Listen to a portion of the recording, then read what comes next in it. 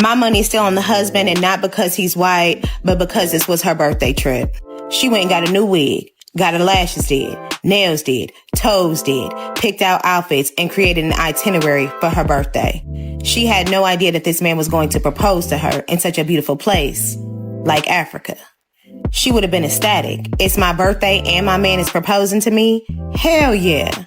I do not feel like anywhere in her mind it would have been, it's my birthday, my man is here, he didn't propose to me. This is a great time to just end it all. Influencer Jenae Robinson was on the vacation of a lifetime in Zanzibar off the coast of Tanzania. She had just celebrated her birthday. Social media posts show she got engaged on this very trip. But this morning, her death is under investigation and her family has questions. And now let's get to the very latest from the family of a South Jersey influencer found dead in Africa over the weekend. The family of Ashley Robinson wants answers. They say the story just doesn't add up. Police say she was found unconscious in a luxury villa in Zanzibar and later pronounced dead at a hospital. Ashley Robinson's family calls her death suspicious and says there is an active investigation into the circumstances. But police in Zanzibar, where she was found, say she died by after a misunderstanding with her fiance. Investigators are questioning him and say his passport has been suspended. Y'all, this is the moment everything people thought they knew about Kevin Gates and the death of Jenae completely starts to fall apart. Because what's surfacing right now isn't just rumor. It's something darker, something people are calling a leak that was never meant to be seen. And if even a fraction of these alleged details are real, then the entire narrative that was fed to the public was carefully constructed. A vacation that turned into a tragedy, a timeline that doesn't add up, and a silence that lasted far too long. Now, whispers tied to Joe McCann are getting louder, not because of proof, but because of the questions no one can seem to answer. What really happened in those missing hours? Why are there claims of details that contradict everything we were told? And why does it feel like every new piece of information only makes this case darker? Online, people aren't holding back anymore. They're calling it staged. They're calling it suspicious. They're demanding this case be reopened. And at the center of it all is a name no one expected to be connected like this: Kevin Gates. If what's allegedly been exposed is even remotely accurate, then this isn't just a tragic death story anymore. It's a potential cover-up, hiding in plain sight. And the most chilling part? The truth might have been buried long before anyone even started asking the right questions. How y'all doing? How y'all doing? You know, we keeping it organic, me and my little chocolate Easter bunny. Babe, stop playing. Babe, you know I'm sensitive, babe. We about to get in a lick. This her car. She just came for to pick me up. Something like, not too crazy. She from Philly, so you know she crazy, she toxic. She might stab me. You might stab me in my sleep. You told me if I take my hands off, you gonna beat me up? Because I'm good with my hands. I ain't about no trouble. I love y'all. Y'all have a beautiful day. The story didn't explode overnight. It simmered in silence before it finally started to unravel. At first, the death of Jenae was framed in the safest, most controlled way possible. A young woman on vacation, a sudden tragedy, vague explanations that didn't invite too many questions.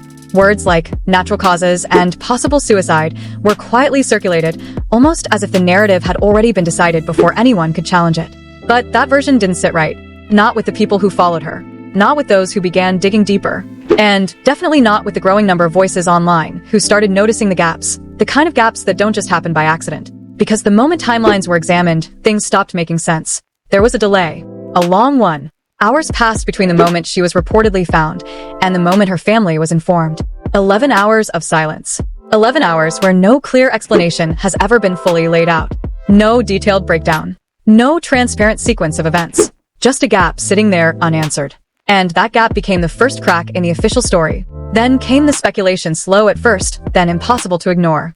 Unverified reports began circulating, claiming there were physical signs that didn't match a simple or natural death. Marks that raised eyebrows. Indications that suggested struggle rather than stillness.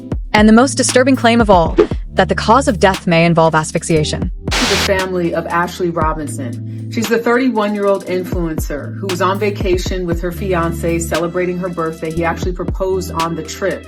But something crazy happened. She was having a good time. Her family said she was very excited to be there, shared pictures with the family, FaceTimed them when she was proposed to.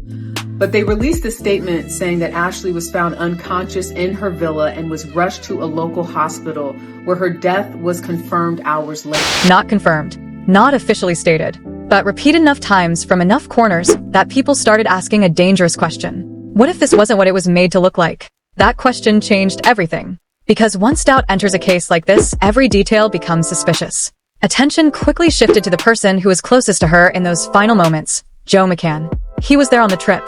He was part of the timeline. And according to multiple discussions online, his actions after her death have been described as unusual. Delayed communication. Alleged online activity during critical hours. Small details that, on their own, might mean nothing, but together, they started forming a pattern people couldn't ignore. Still, no official charges. No confirmed wrongdoing.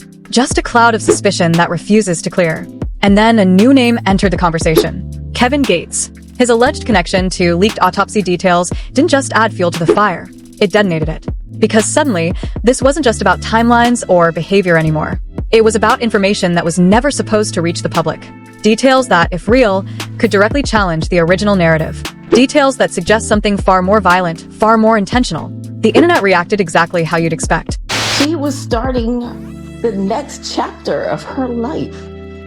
She called us and FaceTimed us to share with us her travel. Ashley's mother says she never would have expected that less than a week later, her daughter would be dead. On April 8th, she says Ashley called, saying she and her fiance got into an argument and were moved to separate rooms.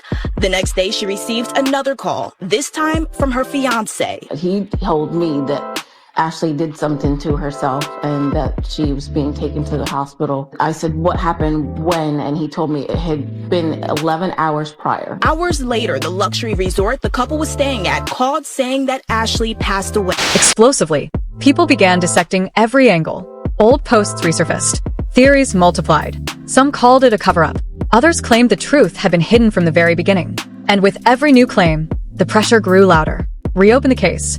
Look again. Because this doesn't feel finished. What makes this situation even more unsettling is the lack of clarity from official sources. No definitive statements shutting down the rumors. No clear confirmation to put the speculation to rest. Just silence, the same kind of silence that surrounded those missing 11 hours. And silence, in a case like this, doesn't calm people down. It does the opposite. It makes everything louder. It turns questions into accusations. It turns doubt into belief. And it keeps one haunting thought at the center of it all.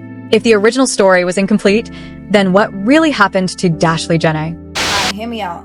And maybe this is just me. But I just thought about it because I was driving on my way home. I'd really be ready to cut a nigga off over a smoke. Like, the littlest thing, I'd just be turned off. Like, ugh. It was mad people in the regular lane. And the express lane was clear as I'm zooming through that. Passing. Feet. As a grown man, in 2023, living in the state of Florida, specifically Dade County, Broward County, doing without a sun pass. Like, honestly, you want to just vibe in traffic. Vibe. Could take you 15 minutes to get somewhere. You want to chill out for the next 45 minutes sitting in a regular lane for what? It ain't gonna work with me, baby. It ain't gonna work. It ain't gonna work. I ain't gonna lie. I'm talking about, yo, babe, get over into the express lanes faster. Nah, like, I ain't finna do all that. Drive over them. The deeper this case is examined, the more the narrative begins to fracture. Because what once looked like a closed chapter is now being pulled apart piece by piece. Not by officials, but by a relentless wave of public scrutiny that refuses to let it go. At the center of this unraveling is a single, disturbing idea. The possibility that key details were never meant to surface. Unverified claims tied to alleged autopsy information have pushed the conversation into far darker territory.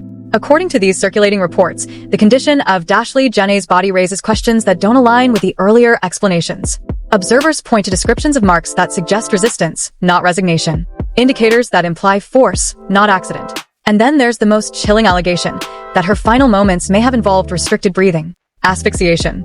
A word that immediately shifts the tone of any case. A word that turns uncertainty into suspicion. If true, it would contradict everything that was quietly accepted in the beginning. It would mean this wasn't sudden and it wasn't natural. It would mean there was a moment, a critical, irreversible moment, where something went terribly wrong. Or was made to. But again, nothing officially confirmed. Just fragments of information, spreading fast enough to ignite doubt, but not fast enough to deliver clarity. And that's exactly where the tension lives. Because when facts are unclear, people start filling in the blanks. The timeline becomes the next battleground.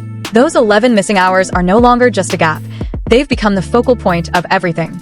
Online discussions have dissected that window relentlessly, trying to reconstruct what could have happened between discovery and disclosure. Why the delay? Why wasn't her family immediately informed? What actions were taken during that time? And more importantly, who was in control of the situation? Every unanswered question feeds the same conclusion. Something doesn't add up.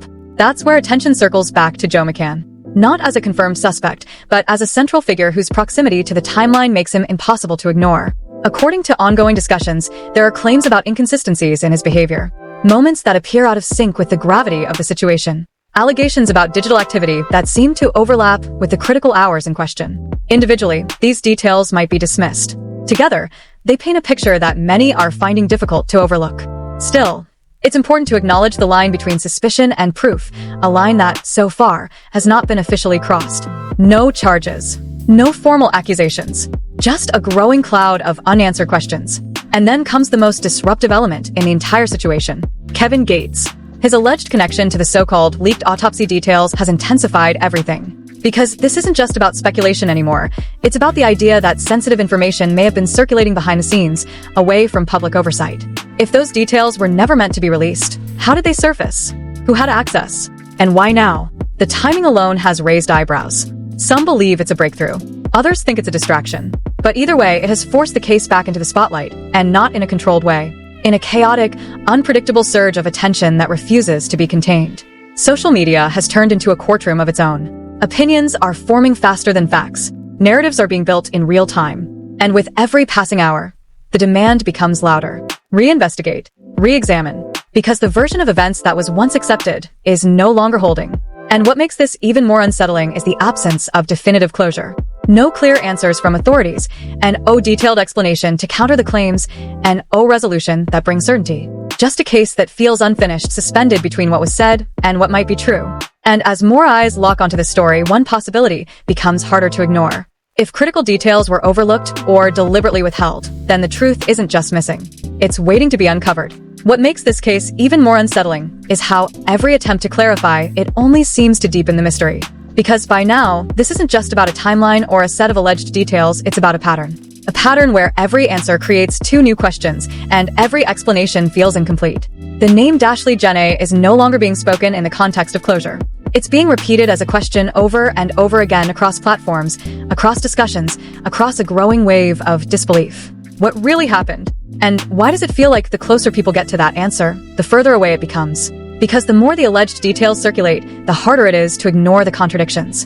A narrative that once sounded straightforward now feels fragile, like it can't withstand the weight of scrutiny being placed on it. The idea of asphyxiation, the claims of physical signs, the unexplained delay, none of these elements exist in isolation anymore. They connect. They overlap. They form a version of events that, while unconfirmed, feels far more complex than what was originally presented. And complexity in cases like this often signals something deeper, something hidden. Attention continues to drift back toward Joe McCann, not because there is confirmed evidence, but because his position within the timeline places him at the center of too many unanswered questions. People are dissecting behavior, analyzing reported actions, replaying the sequence of events in an attempt to find consistency, or the lack of it. But consistency hasn't come. Only more speculation, only more doubt. And in the absence of official clarity, that doubt has started to harden into something else, suspicion that refuses to fade. Then there's the lingering shadow of Kevin Gates. His alleged connection to the surfaced information continues to echo through every discussion, not as proof, but as a catalyst. Because his name being tied to these claims suggests one thing above all else, that there may be layers to this case the public was never meant to see. And if that's true, then the question isn't just what happened, it's who knew and when. Because information doesn't just appear out of nowhere. It moves through channels. It passes through hands. And every step in that chain matters. Which brings everything back to the same chilling possibility. What if the truth was delayed, not discovered? What if those 11 missing hours weren't empty, but filled with decisions that changed how this story would be told? That idea alone has been enough to keep this case alive. Not in official reports, but in the minds of people who refuse to accept that this is already over. Because to them, it doesn't feel over. It feels paused. Frozen at a point where the most important pieces are still missing. No confirmed resolution, and definitive explanation, and closure that withstands the pressure of what's now being questioned. Just a growing sense that something doesn't align. And until that alignment comes, until every gap is addressed, until every contradiction is answered, the story of Dashley Jenae won't settle. It will continue to circulate. TO evolve. TO disturb. Not because of what is known, but because of what isn't. And in cases like this, it's the unknown that becomes the most dangerous part of all. And just when it feels like this case couldn't get any darker, it does. Because now the conversation isn't slowing down, it's spiraling. The name Dashley Jenae is no longer tied to a single version of events. It's tied to doubt, to pressure, to a growing demand that refuses to be ignored. People aren't asking politely anymore. They're demanding answers. How does a case with this many gaps stay unresolved? Why do critical details still feel hidden? And who benefits from the silence? Every new allegation connected to Kevin Gates has only intensified the fire, not calmed it. Because if those claims hold even the slightest truth, then the original story wasn't just incomplete, it was misleading. And that possibility has people watching closer than ever. At the same time, the spotlight on Joe McCann isn't fading. It's getting sharper. Not because anything has been proven, but because the questions around his role refuse to go away. The timeline, the delay, the unanswered moments, they're not disappearing. They're stacking up. This is no longer just a tragic headline. This is a case people believe hasn't been fully told. And until every second of that missing time is explained, until every contradiction is addressed, this story will keep growing louder, darker, and impossible to ignore. So now it comes down to you. Do you believe the version that was given, or the one that's starting to emerge? Because one thing is clear, this isn't over. Not even close.